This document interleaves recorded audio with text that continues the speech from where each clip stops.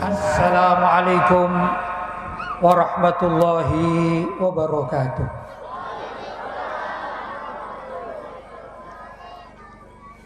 Alhamdulillah, wassalatu wassalamu ala rasulillah Sayyidina Muhammad ibn Abdillah wa ala alihi wa sahbihi wa man wala wala hawla wala quwwata illa billah, amma ba'd. Hadratul mukarramin, ma'asyiral asatidzah al-kurama, bapak-bapak, ibu-ibu, hadirin hadirat yang dirahmati oleh Allah, dan tak lupa yang kita cintai dan kita muliakan, guru kita, akhina fillah walillah, Guru Ahmad. Mudah-mudahan beliau senantiasa diberi kesehatan, dipanjangkan umurnya, diberi keberkahan, sehingga bisa mendidik kita dan anak-anak kita di pesantren yang beliau rintis. Mudah-mudahan semuanya lancar. Mudah-mudahan kelak murid-murid yang belajar di pesantren beliau dijadikan manusia-manusia yang sangat bermanfaat bagi kehidupan masyarakat, kehidupan umat Islam, terutama kehidupan pribadinya fid dunya wal akhirah. Allahumma amin. Demikian juga yang kita muliakan dan kita hormati Bapak Pimpinan Kebun Lanting Estate. Wah, ini nama baru bagi saya. Kalau estate saya sudah hafal, Pak. Kalau estate ini baru ini. Juga jajaran yang hadir. Dan tak lupa kepala desa dan jajarannya. Ini desa kalian ya. Desa saya apa desa kalian ini ya? Nah, saya tidak ikut berarti ya. Mudah-mudahan Bapak Kepala Desa kalian ini juga diberi amanah oleh Allah SWT, jiwa pejuang untuk memperjuangkan kebahagiaan bapak-bapak dan ibu-ibu baik dunia maupun akhirat. Allahumma amin. Para saudara-saudara saya, para munsyidun, pelantun-pelantun, syair-syair yang memuji kepada baginda Nabi Muhammad SAW,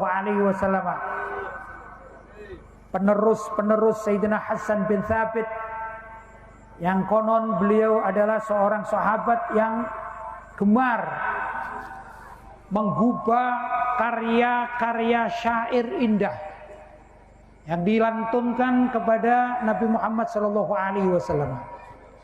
Mudah-mudahan para ustadz yang tadi ikut berqasidah bisa melanjutkan tradisi baik yang telah dicontohkan oleh sahabat Nabi, paling tidak adalah sahabat Sayyidina Hasan bin Thabit radhiyallahu taala anhu.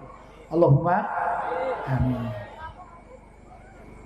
Ibu-ibu, bapak-bapak, adik-adik yang juga dimuliakan oleh Allah, karena kehadiran semuanya di tempat ini, di desa kalian, Masya Allah, desa kalian ini luar biasa ya, adalah pecinta-pecinta maulid Nabi.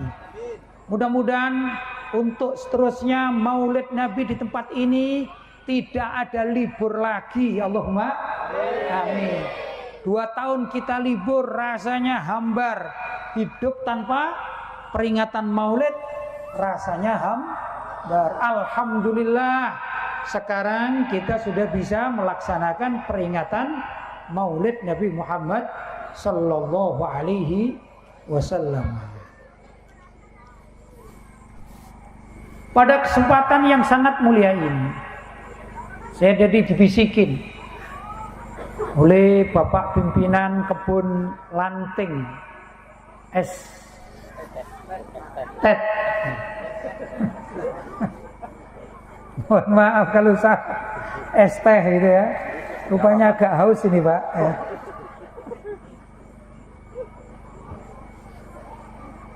Ini bisikan yang sangat luar biasa. Bisikan yang saya tiba-tiba termotivasi.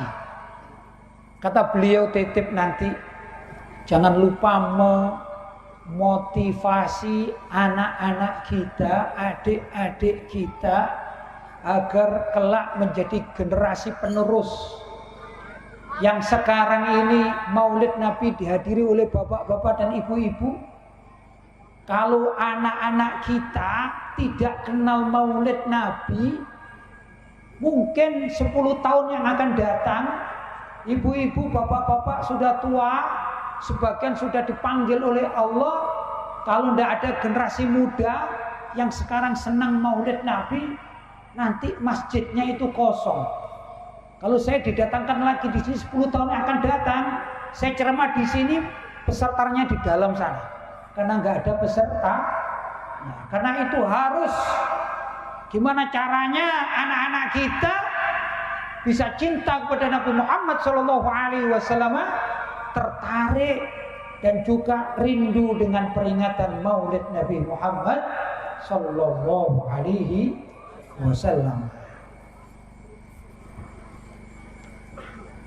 Mengenal Nabi Muhammad ini luar biasa. Ini sejak kemarin saya tanya-tanya sama penduduk di sekitar sini ya, di Sampanahan, di Pukung, di Kalian Enggak, kemarin Sangko. Yang sebelumnya itu di mana Ustaz? Sebangau gitu. Saya tanya, apa kerjaannya di sini rata-rata? Di kebun sawit.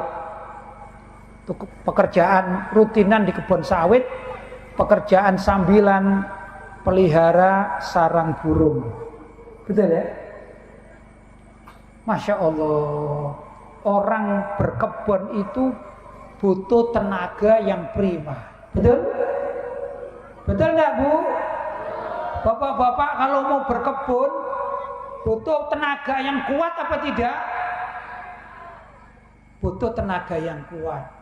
Bahkan saya juga menyaksikan dengan mata kepala saya sendiri.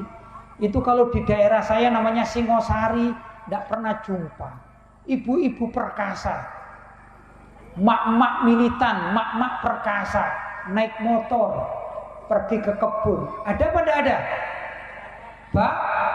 Banyak, luar biasa. Artinya stamina orang-orang sini ini, Kalimantan Selatan ini luar biasa Pak. Kalau tidak luar biasa itu kebun tidak bisa subur itu Pak. Betul ya? Karena itu butuh stamina yang kuat. Tahu enggak bapak-bapak dan ibu-ibu, bagaimana itu stamina, kekuatan tubuh Nabi Muhammad SAW? Kalau diadakan survei, kuat mana Nabi Muhammad dengan orang kalian ini, desa kalian ini, kuat mana kira-kira? Mau bukti Pak? Saya bisa membuktikan kekuatan fisik Nabi Muhammad SAW. Pak Ketua tadi siapa namanya? Lupa saya. Panjenengan apa? Pak Agus. Panjenengan siapa tadi Pak? Pak Alamsa. Pak Agus ini kan badannya cukup kekar ya. Ya kalau tinju dengan Mike Tyson kalah beliau. Betul. Ternyata Mike Tyson lebih kuat daripada kita. Ya, Mike Tyson dilawan.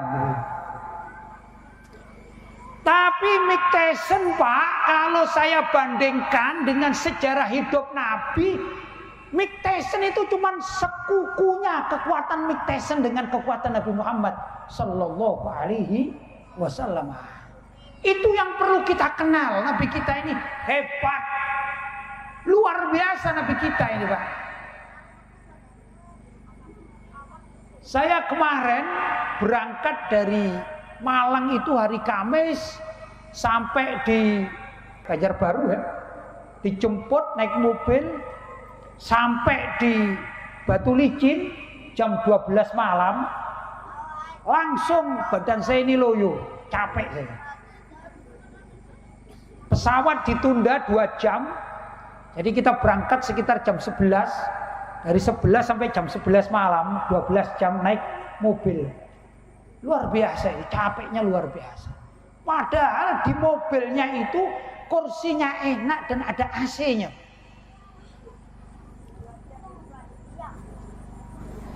Bapak-bapak dan ibu-ibu belum pernah membayangkan Nabi Muhammad Sallallahu Alaihi Wasallam hijrah dari kota Makkah menuju kota Madinah itu naik onta, nggak pakai AC, naik onta perjalanan 500 kilometer kurang lebih.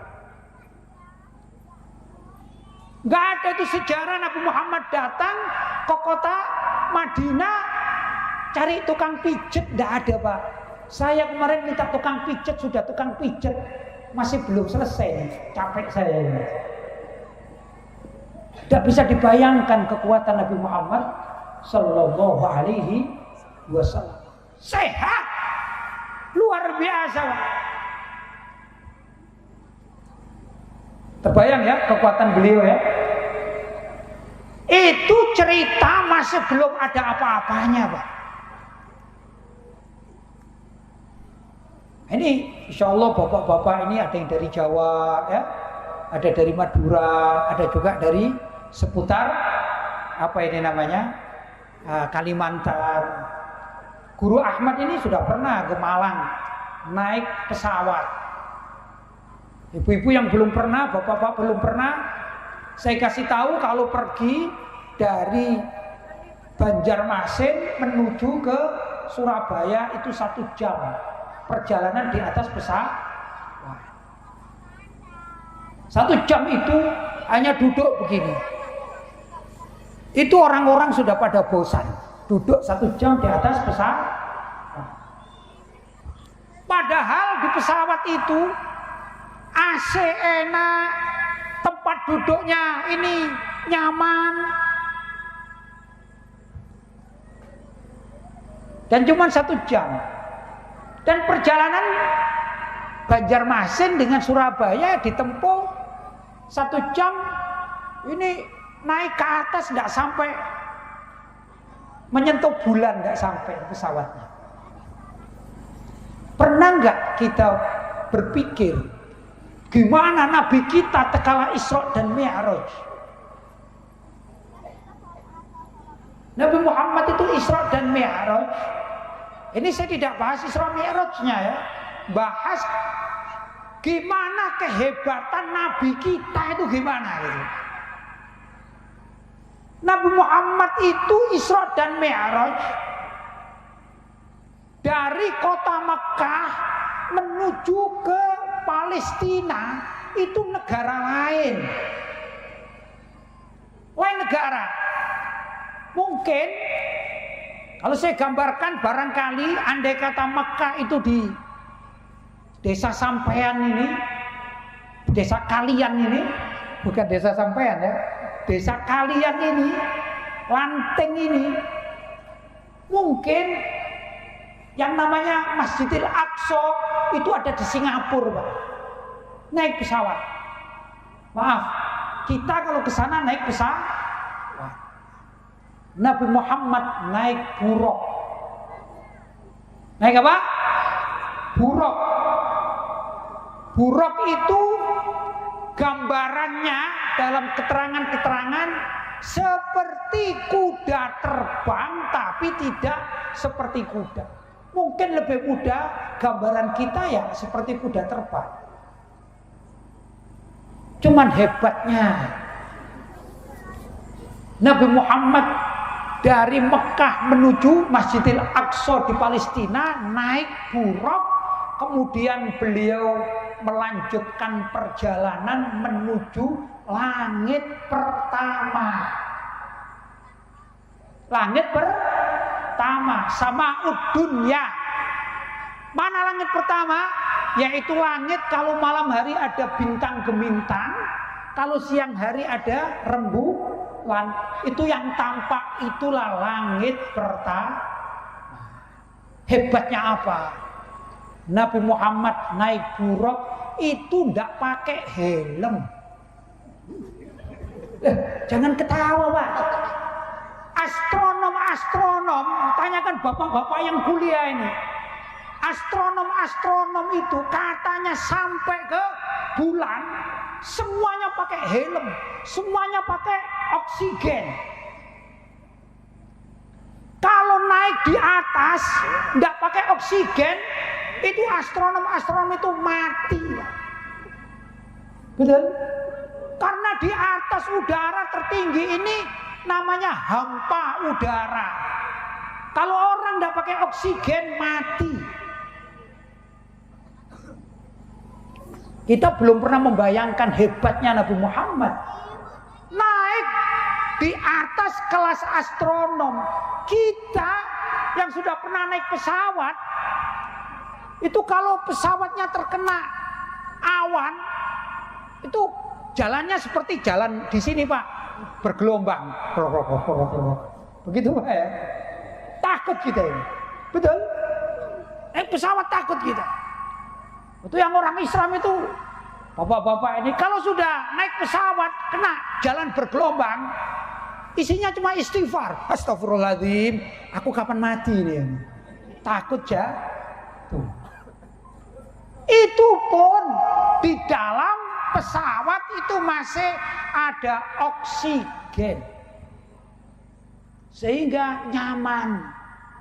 Nabi Muhammad beda kekuatannya, Pak. Astronom yang pakai apa itu namanya? Pakai pesawat khusus, maka mereka butuh bantuan oksigen dan juga butuh bantuan helm. Ini penting saya terangkan. Kayaknya ringan, Pak, tapi ini luar biasa Nabi kita. Kalau kita naik motor pakai helm, kalau naik mobil nggak pakai helm ya. Kalau naik mobil pakai helm, wah ini orang gila ya. Nabi Muhammad luar biasa, menembus semua batas-batas yang manusia biasa mampu.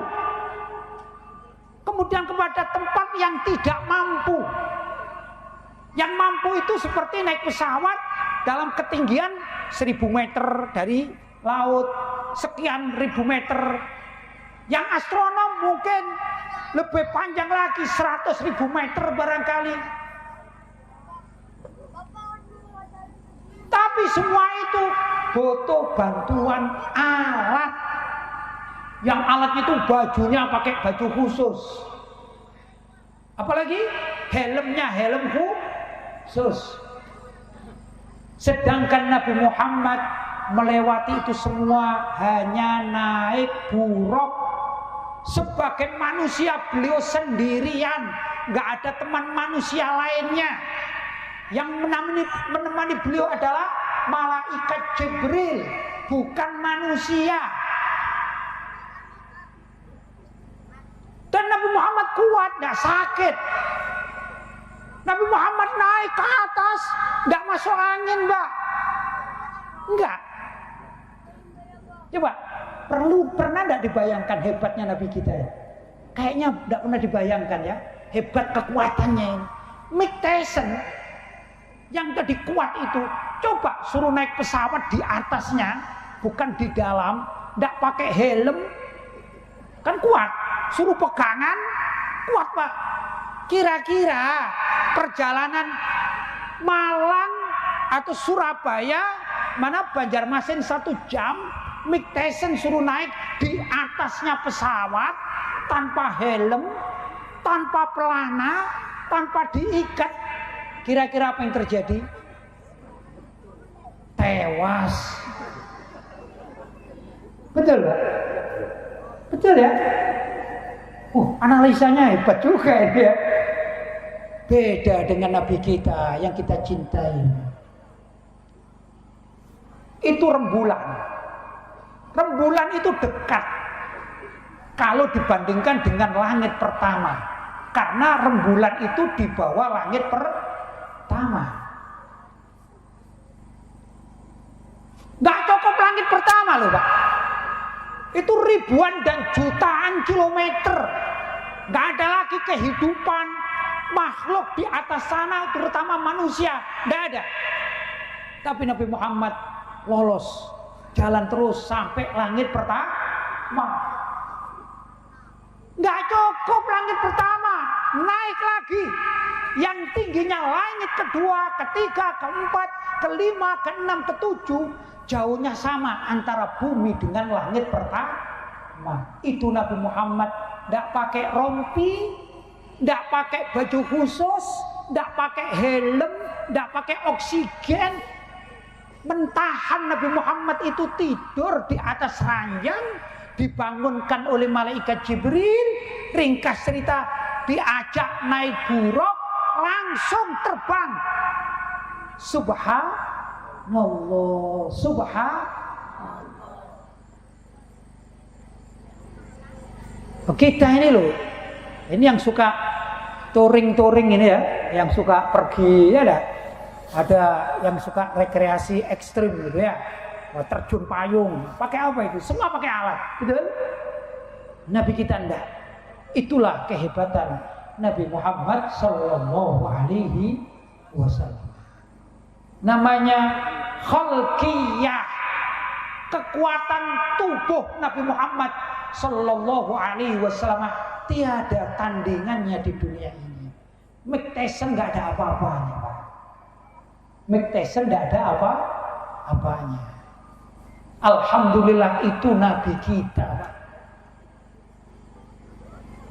Nabinya orang desa kalian. Nabinya orang desa kalian, kuatnya seperti itu.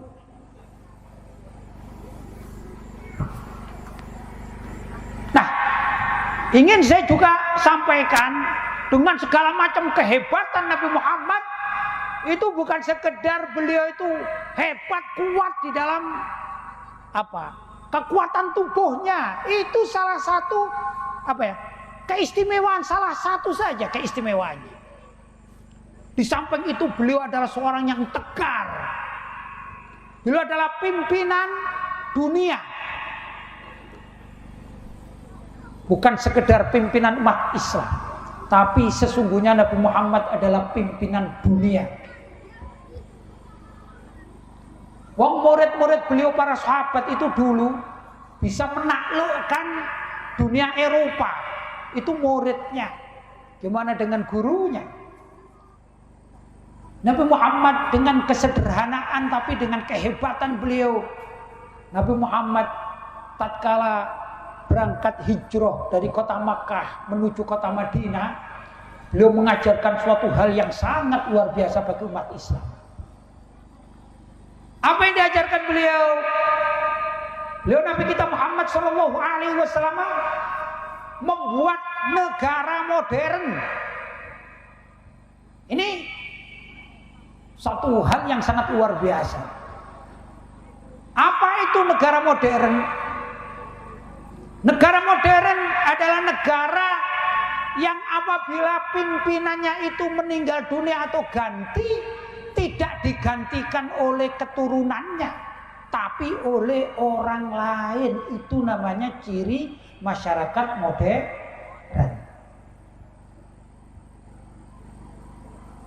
Beda dengan sistem kerajaan, itu beda. Dari anak, cucu terus. Tapi Nabi Muhammad menciptakan Madinah sebagai negara Islam pertama kali. Di samping Nabi Muhammad menjadi seorang Nabi dan Rasul, sekaligus beliau adalah kepala negara. Kepala negara itu kalau zaman dunia modern bisa namanya presiden, perdana menteri, itu bisa juga kesultanan, bisa. Maka tatkala Nabi masuk ke kota Madinah, yang digarap pertama adalah menciptakan masyarakat modern. Ini yang ingin saya sampaikan, mudah-mudahan desa kalian ini menjadi masyarakat modern. Tatkala Nabi perang dan ada tawanan-tawanan perang ditangkap oleh beliau, saat itu belum ada yang namanya penjara, maka tawanan-tawanan itu diikat di Masjid Nabawi, di tiang-tiang diikat dan dijaga. Apa yang dilakukan oleh Nabi Muhammad? Apakah tawanan-tawanan dari orang-orang kafir Quraisy itu disiksa? Enggak disiksa. Mereka dijanjikan merdeka asalkan kalau ada dari tawanan itu mengajukan dispensasi. Kata Nabi Muhammad, engkau boleh pulang ke keluargamu asalkan engkau mengajari anak-anak kami untuk belajar membaca dan menulis. Jadi Nabi Muhammad itu sangat peduli dengan dunia pendidikan anak-anak. Kalau ada tawanan perang, sudah bisa mengajari anak-anaknya umat Islam di kota Madinah, maka dengan perjanjian tertentu mereka menjadi pulang merdeka. Itu tawanan-tawanan perang. Hebat tidak Nabi Muhammad ini? Yang dipikirkan bukan cuma kekuatan badan, sampai pendidikan anak ini diperhatikan. Itu salah satu sistem Nabi Muhammad merangkai atau mendirikan negara modern. Negara modern cirinya zaman itu adalah negara yang di dalamnya itu terdiri dari orang-orang Islam dan orang-orang non-Muslim, tapi dengan syarat mau melaksanakan apa yang telah ditentukan oleh Nabi Muhammad Sallallahu Alaihi Wasallam. Maka Nabi Muhammad membuat satu namanya Piagam Madinah, Mitsaqul Madinah. Mitsaqul Madinah ini kalau di Indonesia, insya Allah bapak-bapak yang sudah selesai kuliahnya ini pernah dengar namanya Piagam Jakarta. Nah, istilahnya Piagam Jakarta. Maka sesungguhnya Piagam Jakarta itu dulu berkiblat kepada Piagam Madinah. Nabi Muhammad SAW membuat aturan main bagi sebuah negara Islam, yang dalam negara Islam itu diatur sesuai dengan syariat Islam. Kalau dalam negara Islam itu misalnya ada orang mencuri, potong tangan. Ada pegawai korupsi, potong tangan. Ada orang membunuh, harus dikisos bunuh. Begitu. Itu aturan main dalam negara Islam. Adapun non-Muslim yang datang ke Madinah, mereka diwajibkan bayar pajak, namanya jizyah. Mereka aman dalam pemerintahan Nabi Muhammad Sallallahu Alaihi Wasallam. Bahkan Nabi Muhammad pernah bersabda, barang siapa yang mengganggu, menggoda, menyakiti seorang kafir zimmi, yaitu kafir yang bayar pajak dan dilindungi oleh negara Islam, kata Nabi Muhammad, sesungguhnya yang menyakiti orang kafir zimmi sama halnya menyakiti aku, kata Nabi Muhammad. Dan barang siapa yang menyakiti aku, sungguh dia telah menyakiti Allah. Barang siapa menyakiti Allah, sungguh siksa Allah ini sudah dekat kepadanya. Itu orang kafir zimmi dinaungi, tapi mereka mempunyai kewajiban, yaitu bayar pajak atau jizyah. Apa kewajiban mereka? Kalau mereka bermasyarakat dengan baik, maka mereka ini dilindungi oleh undang-undang negara. Tapi kalau mereka kebetulan ada orang kafir zimmi yang mencuri, mungkin kalau sekarang musimnya korupsi, maka tangan mereka dipotong sesuai dengan syariat yang diberlakukan oleh Nabi Muhammad Sallallahu Alaihi Wasallam. Itu Nabi Muhammad, Nabi kita. Jadi bukan sekedar yang diperhatikan ini apa keistimewaan tubuhnya, tidak jatuh walaupun dibawa terbang kemana? Ke langit, langit pertama sampai langit ketujuh, itu kekuatan luar biasa. Tapi ada juga jiwa kuat. Jiwa kuat di dalam melaksanakan syariat Allah. Itulah junjungan kita Nabi besar Muhammad Sallallahu Alaihi Wasallam. Keadilan Nabi Muhammad. Gimana keadilan Nabi Muhammad? Perlu tahu kita. Mudah-mudahan adik-adik kita juga yang mendengarkan besok-besok menjadi pemimpin yang adil ya. Pemimpin yang mengikuti Nabi Muhammad. Tadi dibacakan laqad kana lakum fi Rasulillahi uswatun hasanah. Sungguh bagi kalian ya, pada pribadi Nabi, pada sistem yang diberlakukan oleh Nabi, pada sifat-sifat Nabi, pada kehidupan Nabi itu uswatun hasanah, ada tauladan yang baik. Ini yang perlu kita ambil. Kita mengaji di sini untuk berkiblat kepada Nabi Muhammad Sallallahu Alaihi Wasallam. Lihat keadilan Nabi. Suatu saat ada seorang wanita, ya mungkin kalau saya gambarkan wanita pejabat di saat itu ya, dari Bani Makhzum. Bani Makhzum itu salah satu suku yang sangat mulia, terhormat. Zaman itu loh ya. Zaman itu suku-suku ini kuat sekali. Yang termasuk kuat dan terhormat itu adalah suku Makhzum, Bani Makhzum. Tapi namanya suku yang bagus ini kan orangnya macam-macam. Yang baik-baik, oknum yang nakal-nakal. Terus di situ ada oknum ibu-ibu, emak-emak, hanya tangannya itu gatal. Suka apa? Maaf, suka ngotil. Tahu ngotil, Bu?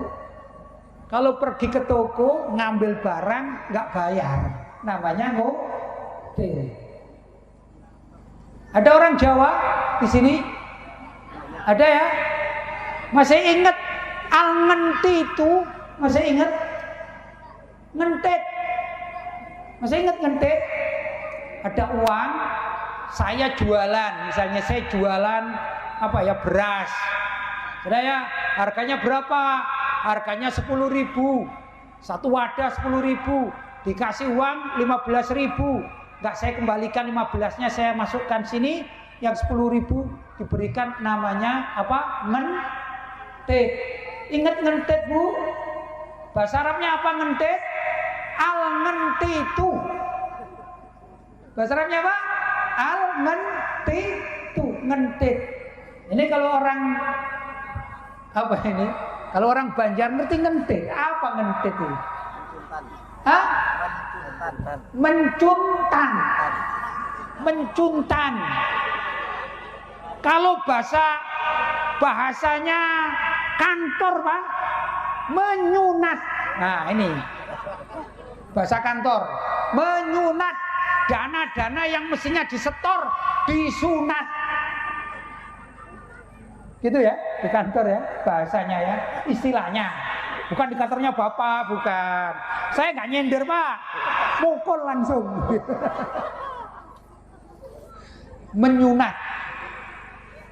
Ada seorang wanita, ibu-ibu, mak-mak, nyunat atau ngentit atau apa tadi? Mencuntan. Kepegang, ketangkep. Kan mencuri itu kan? Maka Nabi Muhammad dengar, wah ini mencuri, potong tangan. Harus potong tangan. Tegas Nabi Muhammad. Itu pembesar-pembesar Bani Makhzum rapat. Bilang gini, ini kaum kita, ini kaum terhormat, kaum yang mulia. Kok bisa ada wanita kita ngentit, ya menyunat, kok ketangkep, malu dong kita. Akhirnya rapat menghasilkan kesepakatan gini aja. Kita nego Nabi Muhammad, jangan sampai tangan wanita kita ini Bani Makhzum itu jangan sampai dipotong. Sepakat, rapat ini sepakat. Kita mau bayar berapa saja tidak apa-apa. Ya apa sih wanita terhormat itu? Mohon maaf ya, saya gambarkan wanita terhormat misalnya istrinya Pak Guru itu kan wanita terhormat. Istrinya kepala apa istilahnya? Pembekal itu kan wanita terhormat. Istrinya takmir masjid itu kan wanita terhormat. Istrinya kepala kebun itu kan namanya wanita terhormat. Begitu maksudnya. Lah, saat itu wanita Banu Makhzum terhormat. Bukan wanita sembarangan ini. Mereka akan malu. Gimana kalau wanitanya ini dipotong tangannya, kan kelihatan, Allah katanya sukumu terhormat itu loh. Terbukti Ibu Fulan, mak itu lihat tangannya dipotong. Kan ketahuan jadinya belangnya, betul? Maka bapak-bapak ini musyawarah dan mengatakan, kita mau bayar berapa saja. Kalau Nabi Muhammad mau minta 10 juta, kita kasih 10 juta. Sogokan kita. Yang penting tangannya tidak dipotong. Kalau zaman sekarang sedikit 10 juta. Kita sogok 100 juta. Wah, terlalu sedikit 1 miliar. Terlalu sedikit 1 triliun. Ada yang nyogok 1 triliun, Pak? Ada ya? Ya mungkin ada, kita aja nggak tahu ya. Ya kadang-kadang ada. Di parlemen itu ada, di parlemen, DPR, MPR, ada. Ya. Kemudian mereka rapat. Ayo kita maju kepada Nabi Muhammad, kita akan nego. Begitu mau nego nggak ada yang berani, Pak. Bapak-bapak ini yang rapat nggak berani. Siapa yang berani ngomong, juru bicaranya siapa? Ngeri-ngeri juga ini, ngadepin Nabi Muhammad ini. Akhirnya sepakat mereka cari juru bicara. Ketemulah musyawarah itu menunjuk orang sahabat namanya Sayyidina Usama bin Zaid. Sayyidina Usama bin Zaid, gambarannya siapa beliau ini? Perlu diketahui Nabi Muhammad punya beberapa anak angkat. Nabi Muhammad mempunyai beberapa anak angkat. Salah satu anak angkatnya namanya Zaid bin Harithah. Zaid, sahabat Zaid, ingat. Sahabat Zaid punya anak namanya Usama. Sahabat Usama berarti sahabat Usama ini cucu angkatnya Nabi Muhammad sallallahu alaihi wasallam. Pembesar-pembesar Bani Makhzum berpikir, kalau cucu tercintanya Nabi Muhammad, walaupun cucu angkat, insya Allah nego kita berhasil. Insya Allah wanita kita dari Bani Makhzum yang mencuri tadi itu nggak bakalan dipotong tangan. Mau minta berapa Nabi Muhammad akan kita bayar. Akhirnya Sayyidina Usama bin Zaid secara ringkas menghadap Rasulullah. Kalau saya bahasakan barangkali lebih mudah. Assalamualaikum ya. Apa ya orang sini ya? Kalau tempat saya itu mbah gitu ya. Kakekku gitu, kakek angkat. Sini apa namanya? Kakek angkat sini. Apa panggilannya? Mbah itu apa? Kai. Oh ya kai orang sini kai. Kai. Assalamualaikum kai. Gitu ya. Waalaikumsalam. Ada apa cucuku? Saya ini utusan. Saya adalah utusan dimintai tolong oleh kaum Bani Makhzum. Ya ada apa? Kai kan sudah dengar bahwa salah seorang wanita Bani Makhzum itu mencuri. Oh ya, saya dengar. Ada apa? Itu mereka sepakat untuk minta keringanan hukum agar tangannya tidak dipotong. Dan mereka ini sanggup kalau dimintai berapa saja, pengganti tangan itu berapa saja, yang Kai minta mau 100 juta, 500 juta, 1 miliar, 500 miliar, 1 triliun, terserah. Engkau minta berapapun akan dibayar oleh mereka. Hanya satu permintaannya, yaitu diskon. Jangan sampai tangannya dipotong. Kata Sayyidina Usama bin Zaid. Bapak-bapak dan ibu-ibu, apa yang dilakukan oleh Rasulullah? Itu Rasulullah mendengar negosiasi dari sang cucu. Nabi Muhammad wajahnya merah padam, marah Nabi Muhammad. Beliau tidak tergiur oleh uang sogokan sama sekali. Beliau marah. Hei Usama, apakah engkau minta syafaat kepada hukum-hukum yang telah diterapkan oleh Allah di muka bumi? Apakah engkau minta keringanan bagi orang yang melanggar hukum Allah? Marah Nabi Muhammad. Bahkan Nabi Muhammad bersumpah, wallahi lau kanat Fatimatu sarakat laqata'tu yadaha. Wallah, demi Allah, andai kata lau kanat Fatimatu binti, andai kata Siti Fatimah putriku itu mencuri, laqata'tu yadaha, pasti akan aku potong tangannya, kata Nabi Muhammad sallallahu alaihi wasallam. Itu Nabi Muhammad. Kalau masalah hukum peraturan tidak bisa ditawar-tawar. Ya sudah, selesai ya sudah selesai. Dipotong ya potong. Begitu Nabi Muhammad sallallahu alaihi wasallam. Luar biasa, luar biasa. Kalau kita nggak begitu biasanya, ya, kita kan suka menawar-nawar, ada peraturan, ya. Mohon maaf ini ya, alhamdulillah di sini nggak ada, ini peraturan misalnya. Ada ruang, itu ada ruang ber-AC, begitu ya, ruang bebas asap rokok. Nah, ini kan ber-AC. Bagi perokok harap gimana? Di luar.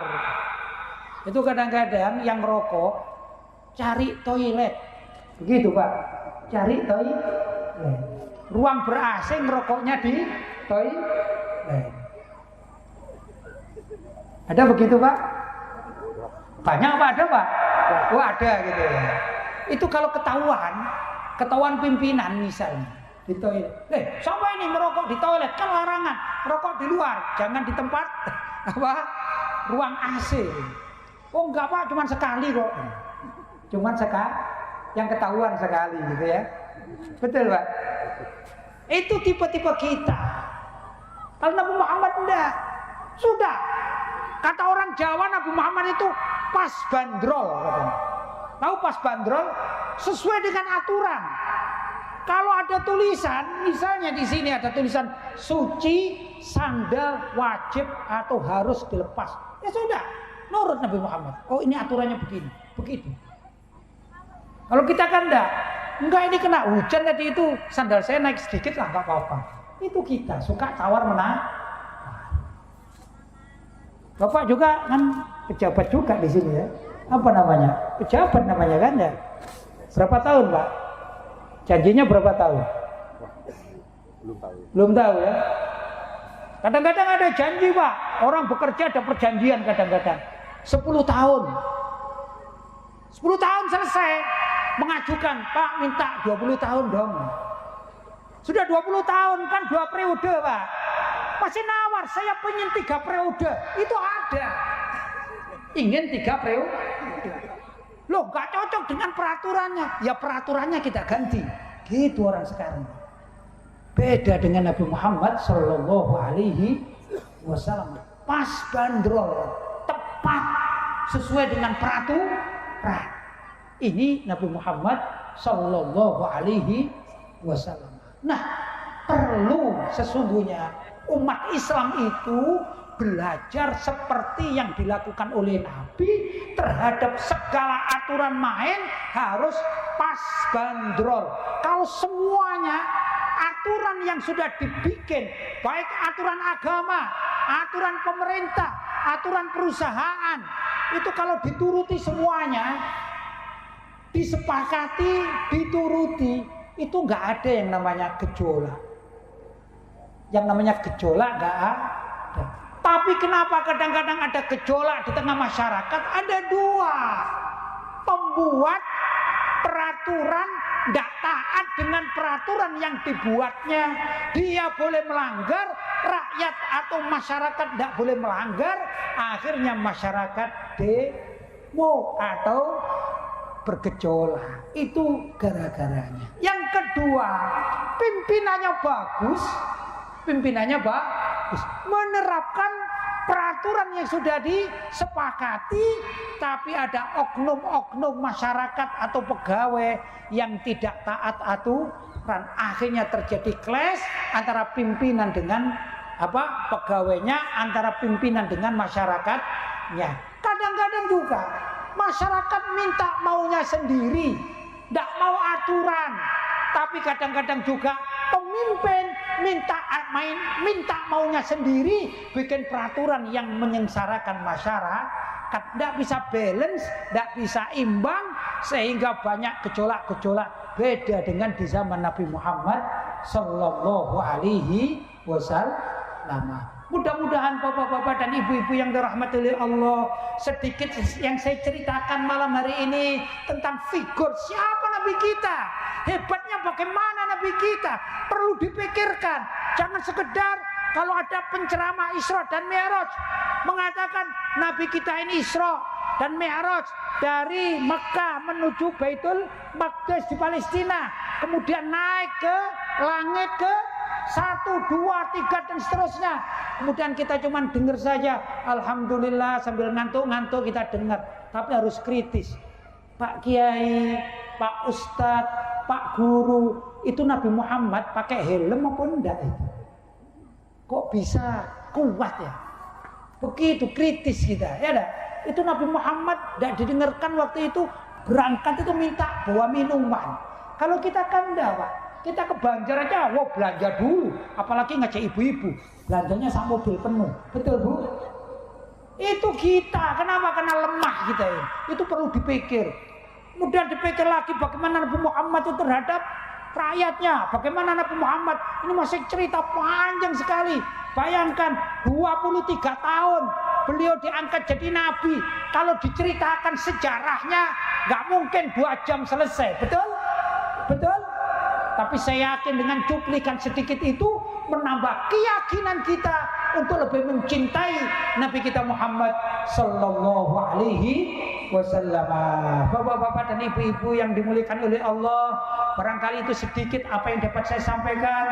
Barangkali ada kata-kata saya menyinggung perasaan bapak-bapak dan ibu-ibu, atau canda saya kurang tepat di tempat yang sangat mulia ini. Saya mohon maaf yang sebesar-besarnya. Dan itu saja yang dapat saya sampaikan. Hadza ma aqulu lakum wal afu minkum. Wassalamualaikum warahmatullahi wabarakatuh.